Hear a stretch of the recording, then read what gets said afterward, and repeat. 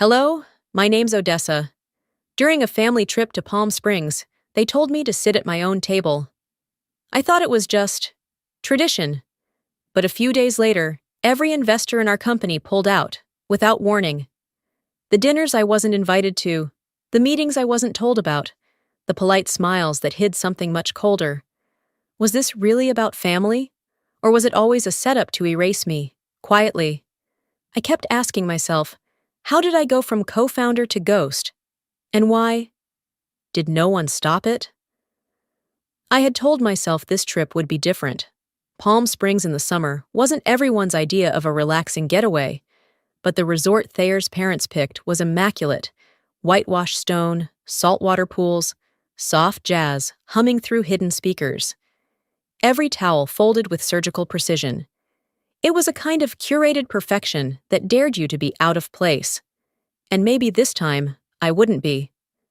Thayer had said it'd be a chance to reconnect, that his parents were trying with me. I wanted to believe him. I packed light. I even brought the dress Callista once complimented in passing, though her tone made it sound more like critique. When we arrived that afternoon, the desert air shimmered with heat. The valet took our bags, the front desk manager greeted us like old friends, and I followed the family into the resort's glassy coolness, hoping that maybe, just maybe, this time I wouldn't feel like a guest in my own marriage. By the time we reached the rooms, it was past 5 p.m. We'd barely unpacked when Callista tapped on the door and said dinner reservations were for 6:30. I changed, took a breath, and told myself, smile. You're not the enemy here. The patio restaurant glowed in sunset gold. Tables lined the edge of a manicured garden, with string lights swaying gently above. I walked alongside Thayer, scanning the large round table already half filled with Everett, Juno, and the rest of the family. I stepped forward to take the empty seat beside Thayer when Callista raised her hand. Oh, there must be a mix-up, she said lightly, gesturing to the waiter. She prefers quiet. Can we set her just over there? I blinked. She? As if I weren't standing right there. The waiter looked confused, but nodded, guiding me to a smaller table a few feet away, beautifully set for one. I looked at Thayer. He gave a tight shrug. It's just how we do things.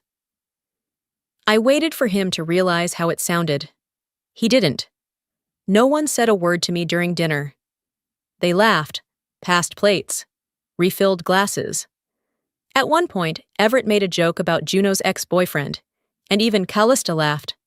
I pushed my fork around my plate, slicing salmon I didn't want, pretending not to care. After dessert, I lingered longer than necessary, hoping someone might notice. No one did.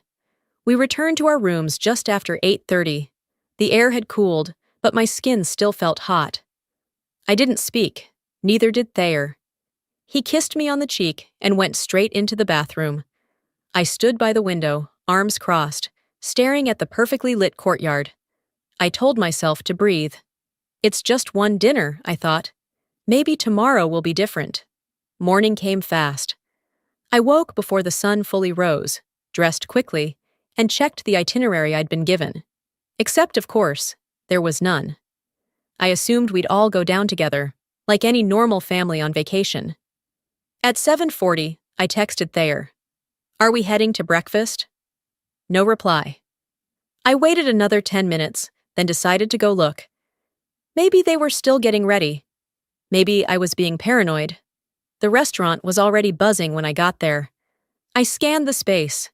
Empty tables. Then, tucked near the back patio, I saw them. Callista sipping coffee, Everett with a newspaper, Juno mid-bite, already laughing at something Thayer had said. I approached slowly. Why didn't anyone tell me you were coming down?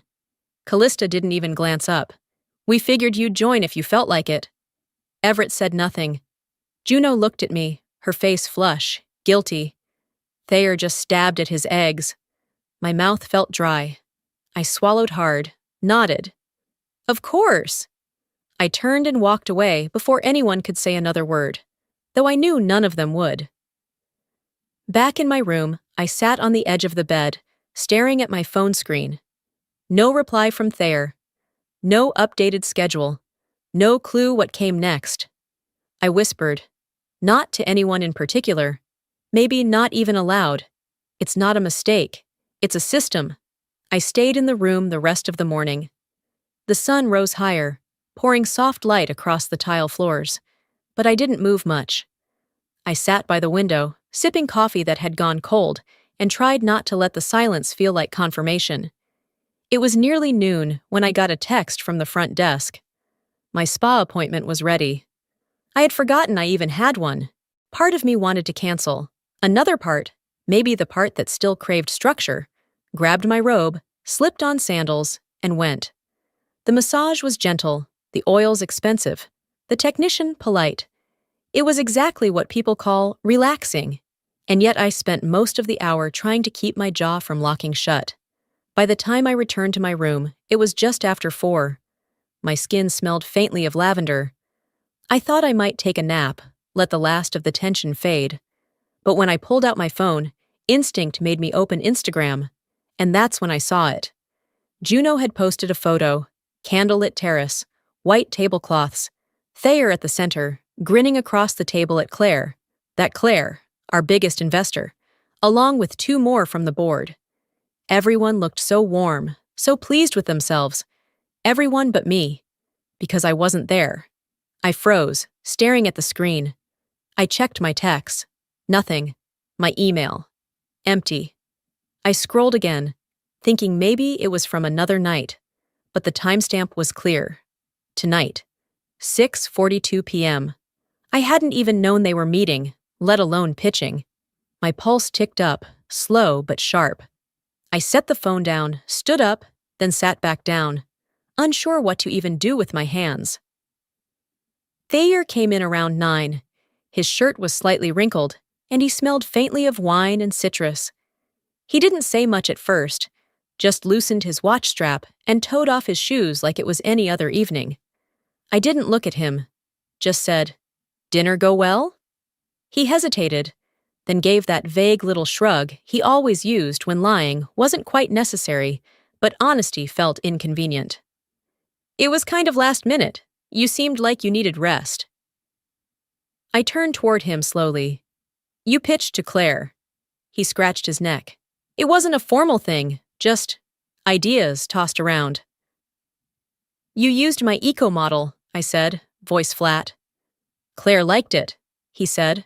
"Like that made it okay?" I didn't respond. I didn't trust myself to. He went into the bathroom after that. I sat there in the quiet again, my reflection dim in the window. About an hour later, my phone buzzed. A message from Claire. Claire. "Hey! Just to confirm, did we already implement that update to the resource model?" I stared at it for a few seconds. The eco model was mine. The update schedule was mine. I had led the data science on it for months. I typed back, "Not yet." I didn't know we were discussing it tonight. There was a pause. Then came her reply. "Ah, I see. Just that." 3 words. But something shifted. Claire wasn't stupid. She had just seen a problem. And I had just seen it too, clearly, unmistakably, for the first time. This wasn't forgetfulness. This was architecture. Later that night, I ran into the family in the lobby. I wasn't trying to, just heading down to get a bottle of water. But there they were, lounging in low chairs, like royalty on break. Callista glanced up and smiled, all syrup and lipstick. "We had such a productive dinner. Shame you weren't feeling up to it," Everett added, without lifting his eyes from the sports section. "Claire really loved Thayer's direction. Very visionary." I smiled back. Tight. My mouth moved, but my heart had already stepped away from all of it. "I'm glad it went well," I said. Then I walked to the gift shop, bought a water I didn't need, and returned to the room. The laughter behind me felt thinner than usual. Back upstairs, I kicked off my shoes, set the water down untouched, and powered up my laptop. I didn't know what I was looking for yet, only that something itched, some wrongness beneath the surface that I'd ignored for too long. And if I had learned anything tonight, it was this. Nothing about this was random. I didn't sleep that night. The screen of my laptop glowed in the dark, painting soft blue on my skin as I clicked through folders, then old albums, then older ones. I wasn't even sure what I was looking for until I saw it. It was buried in a shared family drive. One Thayer's aunt had created years ago to keep memories in one place. The photo itself looked unremarkable at first. A group dinner, long wooden table, a soft-lit courtyard, people chatting, wine glasses raised. Until I looked again. Off to the side, near a potted plant, sat a woman alone. No plate in front of her, no one turned toward her. She wasn't laughing, she was just there. I zoomed in slowly. Her face came into view. Marcel, Thayer's ex-wife. I'd only seen a few pictures of her before, one from their wedding, which had been quietly buried in a storage box, another from an old social media post, long deleted. But this one was raw. I paused, then saved the image. As I clicked to enlarge it further, I noticed something strange. A note written on the back, in Callista's elegant cursive. "Too fragile for our family." I didn't move. For a second, it was like my entire chest had hollowed out. My fingers trembled slightly on the trackpad. This wasn't just habit. This was how they operated. I texted Juno. Me. Did Marcel ever talk about them? About how she was treated? There was no reply at first. I waited. A full 30 minutes passed before my phone buzzed again. Juno. Can you be alone for a bit? Me. I'm in my room. Another 20 minutes later, there was a soft knock on my door. I opened it to find no one, but there was an envelope lying just outside. My name, written neatly on the front. Inside, a folded letter. The paper slightly yellowed, ink smudged at the edges. It was from Marcel, never sent, never spoken about, but kept and passed on. Her handwriting was steady but tired. They never love anyone they can't control. That was the first line. As I read, the shape of everything I had experienced began to mirror hers. She wrote about sitting apart from the family, not being told about dinner plans, being called emotional when she voiced concern, told she was imagining things, the silent smiles, the controlled narrative, and then this. I should have run sooner. I hope whoever comes next doesn't stay as long as I did. By the time I finished reading, the sun was just beginning to trace light through the sheer curtains. I placed the letter on the desk, breathing in the silence. For the first time in days, my mind felt still. Not calm, but clear. They had done it before. They were doing it again. But the difference was, I wasn't her, and I wasn't finished. I reached for my laptop again, not to scroll mindlessly, but to work. I started reviewing every corporate document connected to the startup. Bank authorizations, contracts, booking receipts for this trip. Then our cap table. Who held what? How decisions had been logged. Who had spoken for me, and who hadn't. I checked the billing contact on our hotel booking. My name. The rental car? Mine. Spa? Charged to my account. The dinner Thayer used to impress Claire? Also mine. I wasn't reacting anymore. I was documenting. I copied Marcel's letter into a password-protected folder and labeled it clearly, just in case. Then I opened the latest pitch deck Thayer had sent to Claire. Not to be petty, not to fight, to prepare. The morning after I read Marcel's letter, I skipped breakfast. Instead, I walked through the resort paths, stone tiles hot under my sandals, the air already heavy with heat. I needed space to think. I needed to keep moving, because if I stopped, I might start feeling, and I didn't want that. Not yet. Around noon, Callista caught me by the pool. She wore her usual oversized sunglasses and a crisp linen cover-up, the kind only old money wore without irony.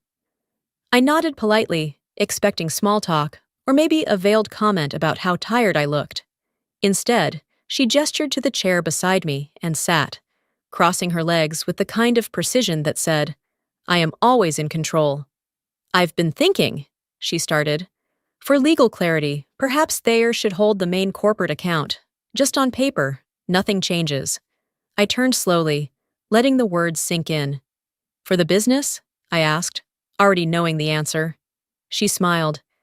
It's what any strong family business does. My hands gripped the arms of my chair. We're not a family business, I said, my voice even. We're a partnership, founded together, structured legally, managed jointly. She waved a hand lightly, like brushing away dust. Of course. It's just cleaner, less complicated for investors, especially when it's, well, family. I didn't respond. I just stood up, thanked her for her input, and walked away. Thayer said nothing during the exchange. He'd been sitting behind us, pretending to scroll his phone, but I knew he'd heard every word. And he hadn't spoken. Not once. Later that afternoon, as the sun dipped lower, casting amber over the desert, I returned to my suite. I didn't turn on the lights. I sat on the balcony instead, trying to let the quiet do its job. That's when I heard voices below. Male. Familiar. I leaned forward slightly, careful not to be seen. Thayer and Everett sat at one of the courtyard tables. They each had a drink in hand. From this height, I could hear most of it. Once your name's on it, Everett said, we can restructure, make it cleaner, keep things streamlined. She won't like that, Thayer replied. Everett chuckled. She doesn't have to. I froze. They weren't discussing a suggestion. They were planning a removal, and not just from the business, but from control, from ownership, from her own creation, from my creation. I backed away from the balcony, hand gripping the sliding door. My stomach turned, not from shock, but from how unsurprised I was. I'd felt it coming. Now it had a voice. That night, I couldn't sleep. I lay in bed staring up at the ceiling fan, listening to its soft, rhythmic hum. My mind played reel after reel of everything I'd built, every late night, every pitch meeting, every deal I closed that Thayer took credit for because it made things easier. They weren't just rewriting the business, they were rewriting me out of it. I turned on the bedside lamp and grabbed my laptop again. I needed to act, but not emotionally, not recklessly. I'd seen where that got Marcel. They'd painted her as unstable, fragile, incapable. They wouldn't get that narrative with me. So I drafted a message, encrypted it, sent it to a secure account I rarely used. Subject line, red phase protocol, activated. The morning came with music, not the kind you welcome. It drifted in through the patio doors, soft jazz from hidden speakers near the pool deck, Sunday brunch, family style, white linens, silver pitchers of orange juice, careful laughter arranged like centerpiece flowers. I didn't want to go, but staying in would have looked like avoidance. And right now, I needed to look composed. So I dressed, tied my hair back, and walked toward the terrace with a face that didn't match my mood. By the time I arrived, the table was half full. Thayer sat next to Callista. Everett poured himself another mimosa, already relaxed. Juno caught my eye and gave me a tentative nod, as if she wasn't sure where she was supposed to stand anymore. A server placed a plate in front of me. Eggs, fruit. I hadn't requested anything. I was reaching for the salt when it happened. A sharp yelp, then a splash of water. Everyone turned. Callista's nephew, maybe 5 or 6, had tripped near the edge of the pool. He wasn't hurt badly, but the scrape on his arm drew instant attention. He cried, held his elbow, and reached for Callista, who bent to inspect the bruise. And then came the dagger, smooth and subtle. I assumed Odessa was watching him, Callista said, still bent over. She's always so attentive when it's about her company. The table fell quiet. No one laughed. No one dared. I set my fork down. If you're going to insult me, I said, voice flat, do it directly. She straightened slowly, brushing non-existent lint from her dress. Why would I do that? She said, her tone sugar-sweet. We're family. I glanced at Thayer. He looked down at his plate, chewing slowly, as if he hadn't heard a thing. Juno reached for her napkin and squeezed it tight, her knuckles pale. I stood up without a word and left the table. Late that afternoon, I found a quiet corner by the gardens to breathe. The heat was heavy, pressing into the back of my neck. I took off my sandals and let my feet feel the warm stone beneath them. That's when Juno found me. She didn't say much, just handed me a bottle of water and sat beside me for a few minutes in silence. "She does it to everyone," Juno said finally. "The smile, the hints, the way she makes it seem like you're the problem." I nodded. "She's not subtle." Juno gave a short laugh, but it didn't reach her eyes. That evening, I watched them from across the lounge. Callista whispered something to Juno and linked arms with her, leading her toward the private walkways behind the cabanas. They were gone for maybe 20 minutes. When Juno returned, her face looked changed, tight. She passed me on the way back to her room, didn't say anything, but her eyes caught mine just long enough. I understood. At dinner that night, the atmosphere had reset. Faux pleasantries, and a carefully arranged seafood platter. Callista poured herself a glass of white wine, made a joke about Florida humidity, and Thayer chuckled like it was all normal again. When the plates were cleared, I leaned forward slightly and said, just loud enough for her to hear, "Next time you come for me in public, bring more than a brunch tray." She blinked. "Excuse me?" "You heard me," I replied. "Keep testing me, I promise. I'll start playing your game. Just not by your rules." Her expression didn't change, but the grip on her wineglass tightened for a second. Everett looked between us. Thayer pretended not to notice. After dinner, I walked straight back to the room. No pauses, no distractions.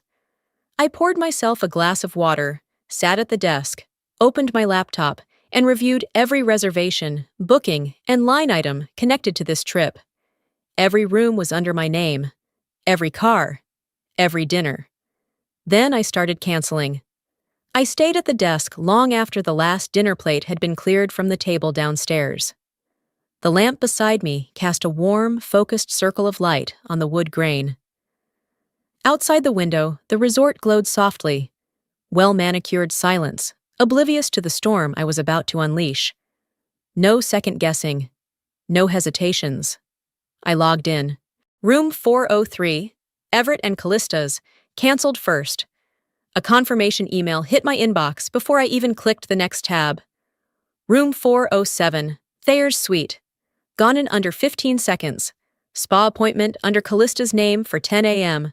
Scratched from the system. Dinner for 6 at the Grove, reserved 3 months ago by me? Cancelled. Every table that night was now unavailable. I made sure of it. Rental SUV, revoked, no backup booking, no driver service, no concierge. They'd be lucky to find a taxi by noon. I paused, rolled my shoulders, then opened my own hotel profile. I shifted my reservation to a luxury suite at a boutique hotel in Santa Barbara. Same check-in day, 2 hours west. I booked it under my maiden name, just in case. I folded a piece of resort stationery in half, wrote a single line, and placed it neatly on the pillow of the bed I was leaving behind. Find your own ride. By the time I zipped my bag and walked out of the room, it was almost 2 a.m. The hallway lights hummed overhead, and the marble floors chilled my bare ankles. I rolled my suitcase behind me, soft wheels moving like they didn't want to wake the sleeping decorum. At the front desk, the night manager looked up with mild surprise. "Checking out early, Ms. Reed?" "Just changing the scenery," I said. "Can you make sure no further charges are applied to my card?" He nodded. "Of course. Would you like us to notify your family?"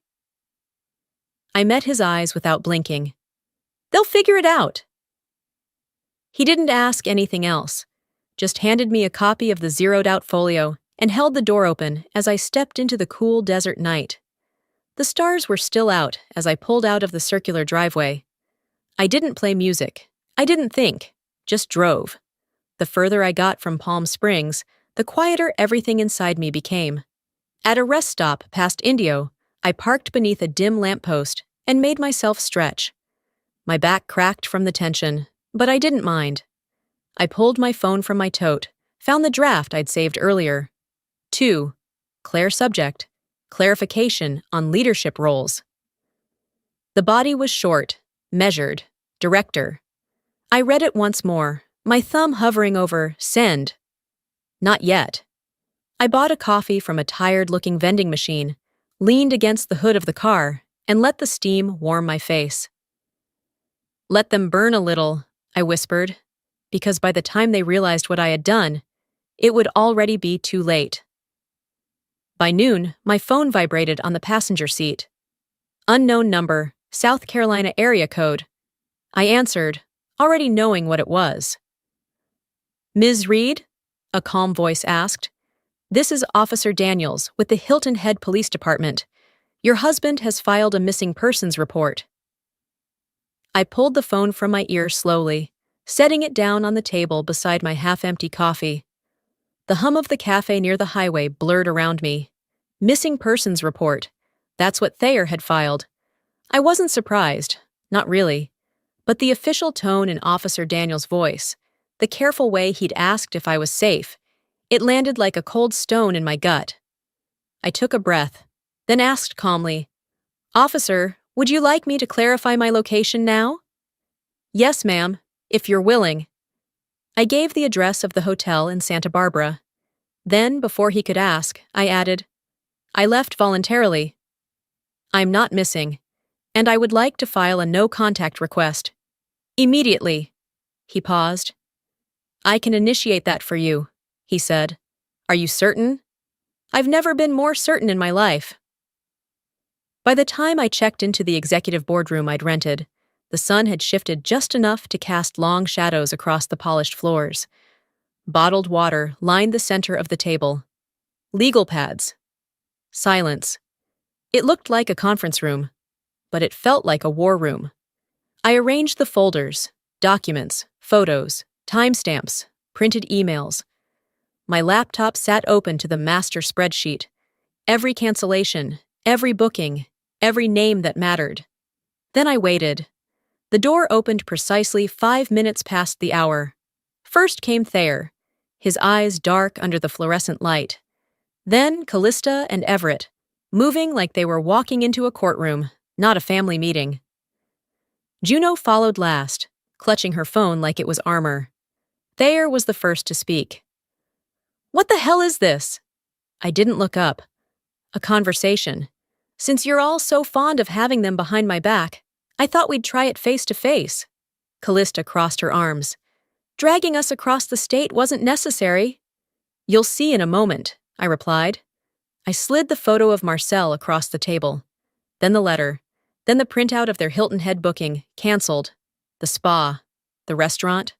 All of it. Their names. My credit card. My name behind the curtain. You humiliated us, Callista snapped. This was cruel. No, I said, voice quiet but steel-lined. You erased me. I just made it obvious. Thayer leaned back, his jaw tense. Everett said nothing. Juno stared down at the table. I tapped my laptop, opened an email log. All those investor calls you thought I didn't know about. I traced every change, every email Claire never saw, every pitch deck sent without my signature. I was trying to protect the business, Thayer said. From your wife? Silence. We built this together, I continued. You used me as a silent signature. A prop. Callista stepped in. That's enough. No, I cut her off. That's the problem. No one ever says that to you. I will. There was a break in the conversation. No one moved. My phone buzzed quietly beside me. It was a message. Unknown number. We see who's actually leading. Good for you. I didn't know which investor sent it, but I didn't need to. For the first time in days, I smiled. Not out of spite, not even out of triumph, just clarity. I looked up again, meeting every set of eyes in the room. Let's finish this, I said. They said nothing. I reached for the final document and slid it across the table. Then I leaned forward. Now, I said slowly, either you step back, or I make sure no one ever trusts you with $1 again. I woke earlier than usual.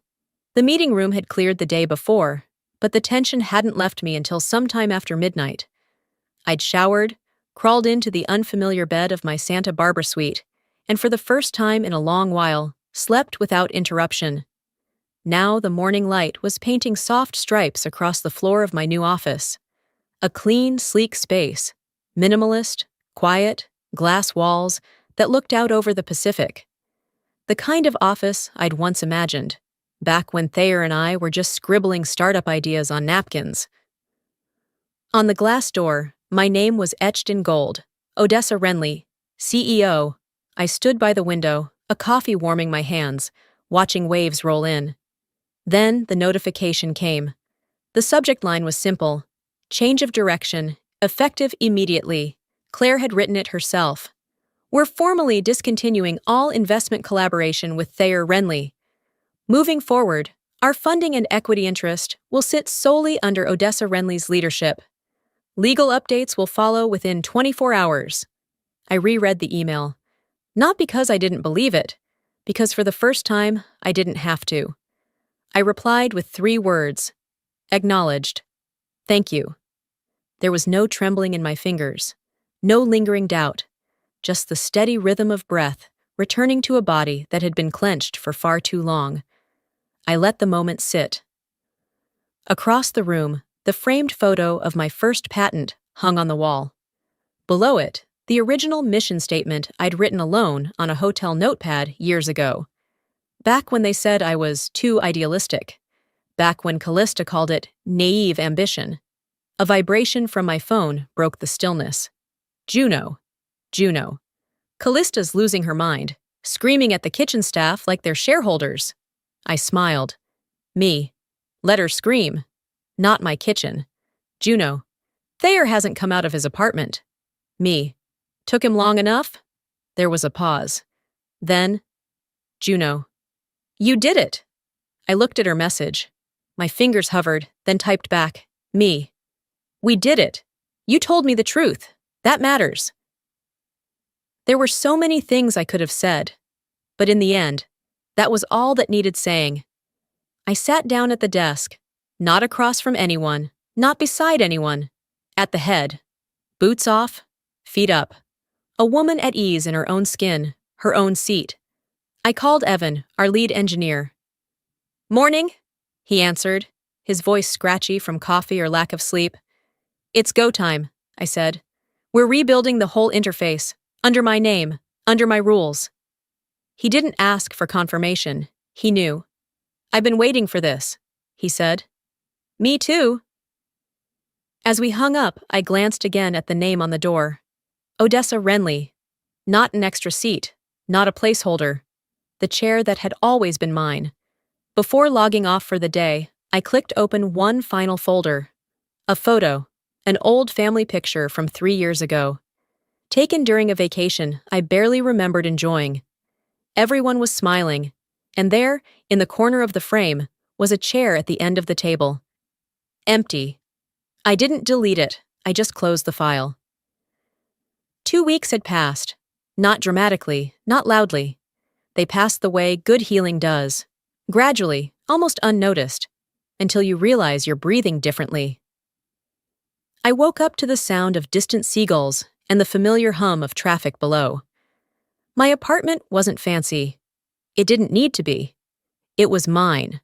Light poured through gauzy curtains. A breeze carried the salt of the ocean through the open windows, rustling the leaves of the little basil plant I hadn't managed to kill yet. The place was small. 2 rooms, warm wood floors, the kind of kitchen where you couldn't stretch your arms too wide. But everything in it had a purpose, and none of it had been picked out by Callista. My inbox was full, contracts to review, new partnership proposals to consider. But I didn't rush. There was no calendar controlled by anyone else, no voice in the next room asking, "Did you send that pitch yet?"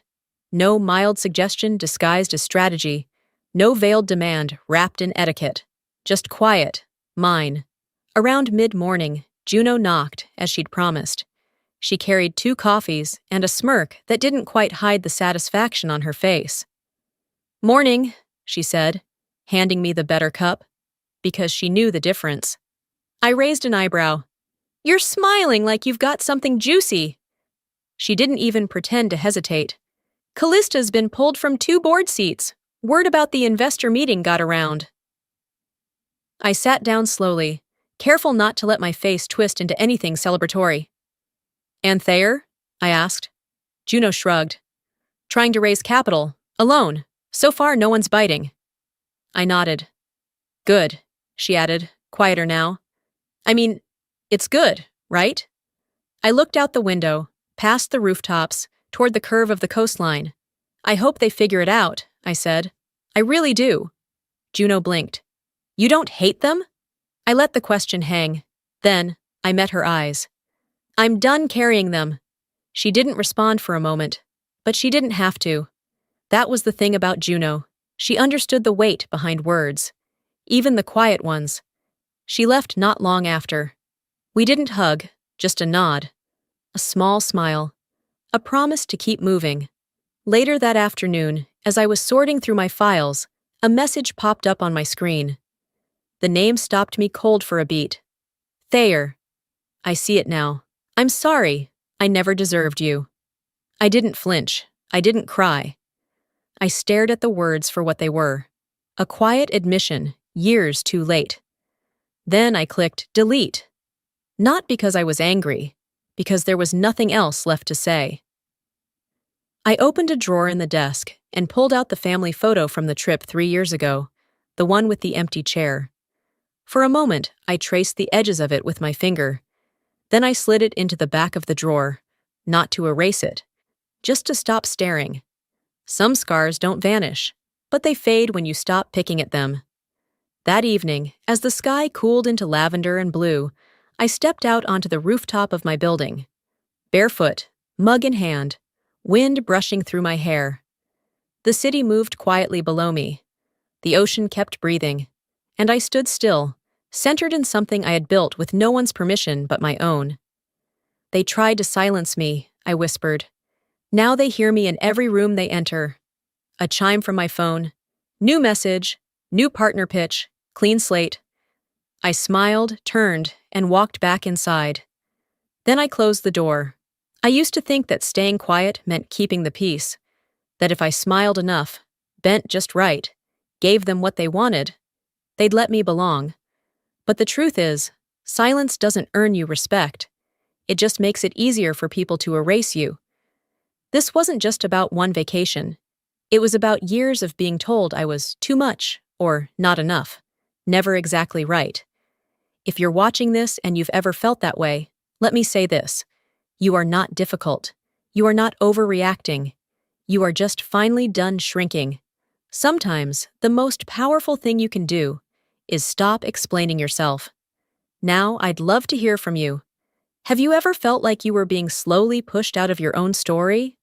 Or maybe you had a moment where you stood up and everything changed? Tell me your city, tell me your story, or just drop a if this hit home. And hey, if this video moved you, made you feel seen, or simply made you pause, comment a 1 below, or tell me where in the world you're watching from. If you didn't connect with it, I'd still love to know why. Let's talk.